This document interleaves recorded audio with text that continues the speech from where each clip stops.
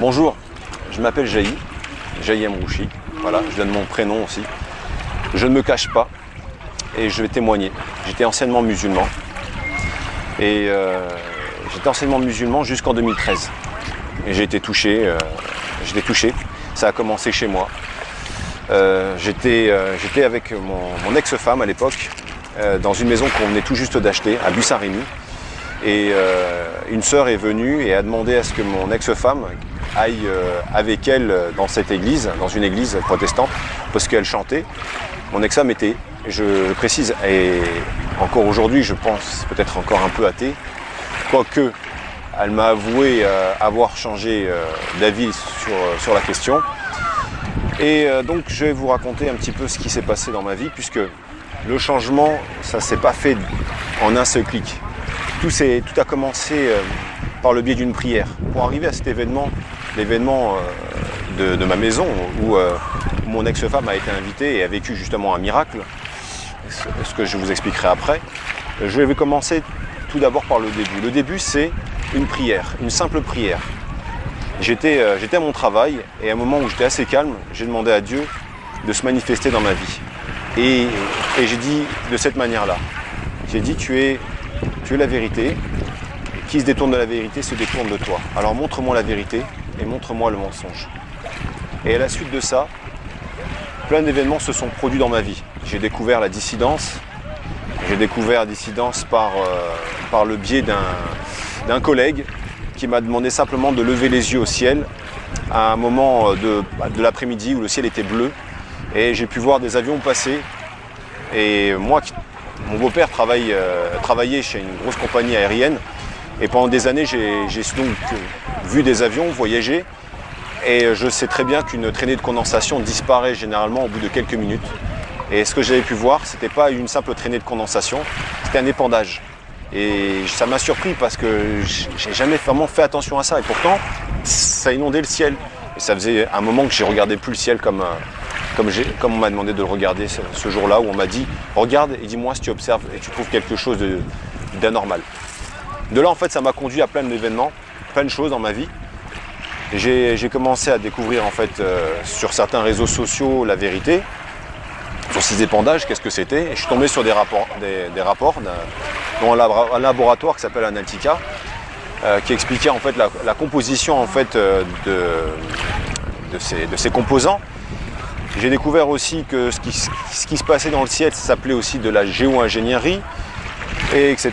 Bref, beaucoup de gens racontent un peu n'importe quoi là-dessus, mais le but est de générer en fait une baisse de température, c'est pourquoi en fait des gens se regroupent assez souvent dans les années pour parler justement de ces phénomènes, et aussi d'un autre côté pour baisser légèrement justement les taux d'anticorps par plusieurs produits qui sont envoyés, et aussi baisser le taux d'acidité qu'il y a dans la terre afin que les agriculteurs eux puissent mettre des pesticides, encore plus de pesticides, et ont donc acheté encore plus. Donc c'est tout un système d'une industrie pharmaceutique derrière qui brasse beaucoup d'argent.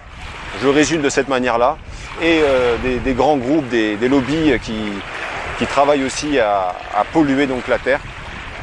Donc pour faire en fait immerger des groupes comme Monsanto et d'autres qui vont mettre justement des produits et des graines qui vont elles pousser là où ça ne poussait pas normalement.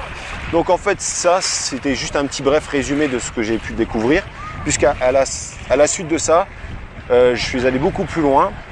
Je me suis intéressé justement à une manifestation qui avait lieu sur Paris. C'était un groupe qui s'appelle Wanted Pédo. À l'époque, je ne sais plus encore si elle existe là, s'il existe encore. C'est un groupe qui luttait contre la pédocriminalité institutionnelle. Ce groupe-là, en fait, avait rouvert le dossier de l'affaire Amélisa.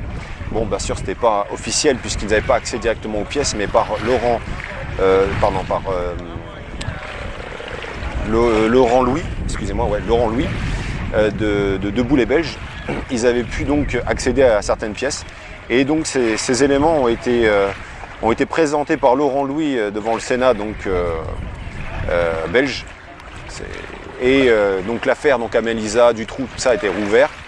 Et ce qu'on a découvert, donc, vous le découvrirez vous aussi si vous cherchez un petit peu, et vous serez certainement choqués de voir que finalement les enfants ne sont pas morts de faim. Mais je ne vais pas aller dans le détail plus loin, je vais aller un peu plus loin que ça, je vais résumer rapidement. Finalement, en grattant, j'ai découvert le Darknet, j'ai découvert plein de choses comme ça, j'ai découvert aussi qu'il y avait des sacrifices d'enfants, et je me suis posé la question, mais pourquoi est-ce qu'on sacrifierait des enfants? Et au nom de quoi? Et j'avais pas tout de suite les réponses. Et à ce moment-là, en fait, on vient frapper à ma porte, donc, et j'étais donc chez moi, et mon ex-femme me dit, voilà, Jaï, on m'invite pour écouter de la musique dans une église, c'est ma voisine, elle est assez sympa. Alors je lui dis, bah écoute, de toute façon, moi, qui étais ancien musulman, tout ce que je voulais, c'est même si elle croit, même si c'était qu'elle croit en Dieu, même si elle était chrétienne, ça m'aurait arrangé. Mais elle était athée. Et j'aurais vraiment voulu de tout mon cœur qu'elle croie en Dieu comme moi je croyais en Dieu.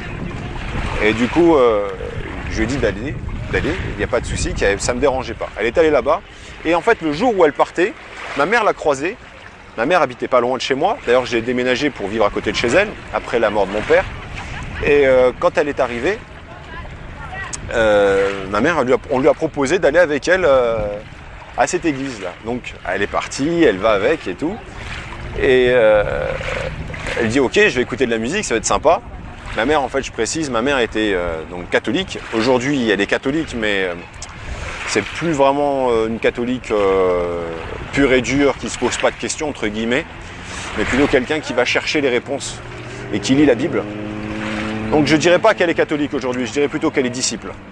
Mais bon, bref, ce qui s'est passé, c'est que dans cette église, ils se sont tous assis, tout le monde s'était assis, et il n'y avait encore rien, pas de chant, pas de musique, pas de témoignage, rien. Tout le monde venait tout juste de s'asseoir.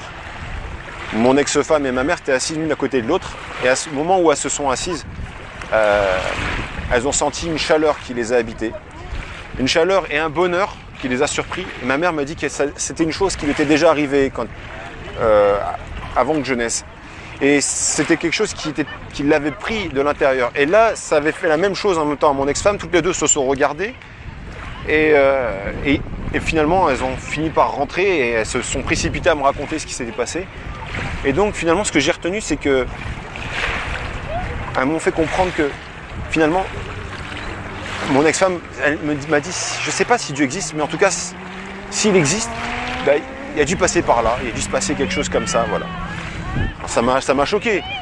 Moi, j'étais musulman, je vais pas entrer dans une église, qu'est-ce que je vais faire là-dedans, en plus des statues, etc. Puis finalement, je vais dans une église protestante, je ne connaissais pas, je ne savais pas comment fonctionnait le protestantisme, je me suis dit c'était plutôt des sectes, j'avais des idées assez reçues, sur tout ça, bon, bref, par ma culture donc, musulmane.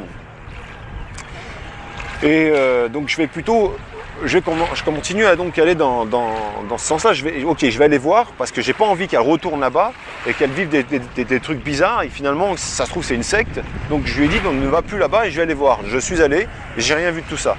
J'ai rien vu de tout ça, j'ai juste vu j'ai serré des mains, des gens qui me disaient bonjour, je me suis assis. J'ai écouté un pasteur qui prêchait. Je me suis posé, j'ai écouté. Bon, le message m'a un peu touché, mais je ne pourrais pas vous dire de quoi il parlait exactement, puisque je ne m'en souvenais pas. Ce qui m'a le plus choqué, c'était quand ils se sont mis à chanter et qu'ils ont dit « Jésus, fils de Dieu ». Là, ça m'a choqué. Je me suis retrouvé donc à sortir du bâtiment. À la sortie du bâtiment, le pasteur serrait la main à tout le monde. Et moi, j'ai été le voir et je lui ai dit « Bon, Jésus, fils de Dieu, quand même… Et j'avais plein de choses à lui dire là-dessus. Au travers justement de ma culture. J'aurais pu lui dire Jésus c'est un prophète, j'aurais pu rentrer dans un débat comme ça, mais en fait au moment où j'allais répondre, il a posé la main sur mon épaule et j'arrivais pas à ouvrir ma bouche. Et mes oreilles étaient grandes ouvertes. Il y a un message qui est passé, il m'a dit on est tous ses enfants de Dieu. Ça c'est vrai, c'est une réponse qu'on peut entendre un peu partout comme ça. Je pouvais encore avoir une réponse là-dessus, mais je me suis senti déconcerté. Pour la première fois en fait, j'étais rentré vraiment dans cette envie de connaître, d'approfondir en fait cette religion que je ne connaissais pas, cette culture, je ne connaissais pas cette nouvelle foi, on va dire, chrétienne. Et là, en fait, on m'a proposé d'aller donc à une étude. Alors là, je me suis dit, comme dans ma tête, quand on m'a proposé ça, il y a une pensée qui est venue, je me suis dit, qu'est-ce que tu fais? Mais qu'est-ce que tu fais? T'es pas en train de faire une connerie là? En fait, je me suis regardé, je me suis dit, oh là là là là là là. Je me dis, mais si ma famille savait ça, oh là là.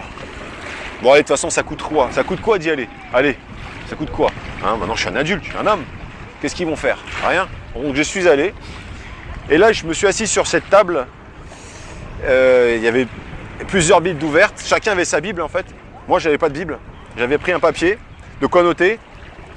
J'avais le Coran pas loin dans mon sac, au cas où. Et puis là, j'avais le pasteur qui était à côté de moi et il voyait que j'avais pas de Bible. J'étais en train de noter et il m'a dit, écoute, qu'on aille lui chercher une Bible dans un kiosque. Je suis ok, c'est gentil, mais ok, merci. Et au moment où on partait pour aller chercher la Bible, là, en ce moment-là, on m'a dit, c'est la Bible qu'on va te ramener, cette Bible-là, bah, elle sera pour toi. Le pasteur me disait ça. Et il ne restait plus qu'une Bible dans ce kiosque-là. Bizarrement, aujourd'hui, je me rends compte à quel point, en fait, les églises manquent vraiment de Bible. Et c'est ce que je dis. J'encourage donc les frères qui visitent les églises protestantes, même les églises catholiques, de remplir vos églises de Bible. Et la première chose qui doit toucher un chrétien, c'est la parole. Ou même un homme, ça va être la parole de Dieu. Et la parole, elle doit être à l'entrée de vos bâtiments. Elle doit être à l'entrée de vos portes. Elle doit être gravée dans vos cœurs et à graver sur vos portes. Donc, je vous invite, si vous avez vraiment la foi, l'envie qu'on connaisse le Seigneur, de poser quelques Bibles. Ça coûte pas cher. Il y a des éditions secondes qui coûtent 1,90 €. Vous pouvez les trouver partout. Mais posez-les devant. Ne posez pas des petits fascicules avec quelques prières ou quelques chants. Allez plus loin. Il y a des gens qui viennent, des touristes qui viennent dans vos églises musées, qui viennent dans les églises protestantes, qui viennent dans toutes sortes d'églises. Et ils n'osent pas demander. Ils n'osent pas demander. La parole, elle doit être devant, elle doit être gratuite. Vous l'avez reçue gratuitement, donnez-la gratuitement. Voilà, c'était un petit message par rapport à ça. Donc bref, j'ai reçu cette Bible et j'étais assis sur cette table et on m'a dit justement que cette Bible-là, elle me serait offerte une fois qu'elle arriverait. Et là, le pasteur voit la Bible et il dit, il était touché. Et je dis, mais qu'est-ce qu'il y a? Il me dit, il ne savait pas que ça serait cette Bible-là. Et il me dit, c'est la Bible de mon père. Et je dis, ah bon, votre père? Il me dit, oui. Et il dit, mon père, il a fait toute sa vie, il était toute sa vie chrétien, il était pasteur jusqu'à toute sa vie. Et bah, aujourd'hui, c'est toi qui l'as, voilà. Alors je dis, non, je suis désolé, je ne peux pas prendre ça, c'est trop gros pour moi. D'ailleurs, c'est votre livre. Nous, le Coran, c'est un livre saint pour nous. Le Coran même, je le mettais même dans un drap. Je fais en sorte qu'il ne soit pas sali, je me lave les mains avant, je fais mes ablutions avant de le toucher. J'ai dit, ça c'est votre livre saint, vous imaginez, c'est beaucoup pour... Je vous respecte, donc je ne vais pas me permettre de prendre un livre que je vais négliger. Il me dit, non, tu refais ce que tu veux, il est pour toi. J'ai dit, mais en plus, il y a une appartenance à votre père. Donc bref, moi en fait, j'étais encore accroché aux objets à ce moment-là. Et du coup, j'ai pris cette Bible, on m'a répondu à quelques questions. Cette journée n'avait pas forcément touché particulièrement. Mais c'est plus tard, en allant à mon travail, j'ai pris la Bible et j'avais le Coran avec moi aussi. Et je me suis dit, mais tiens, qu'est-ce que je vais faire de cette Bible? Et je l'ai auscultée comme un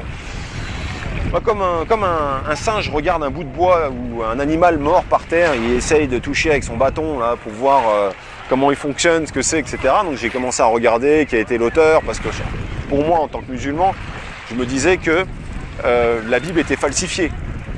Alors falsifiée, forcément, quel était l'auteur, machin, etc. Mais qu'il fallait regarder tout ça avec du recul. Donc je me suis dit, de toute façon, c'est un livre